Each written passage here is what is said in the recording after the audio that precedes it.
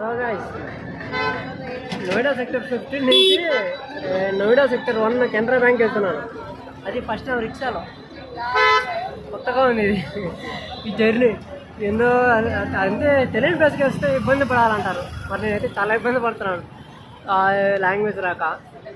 In case ఎవరిని వచ్చినప్పుడు risk తీసుకోకుండా ఎవరన్నా తెలిసి ఉంటేనే రండి, ఊరికే రావద్దండి.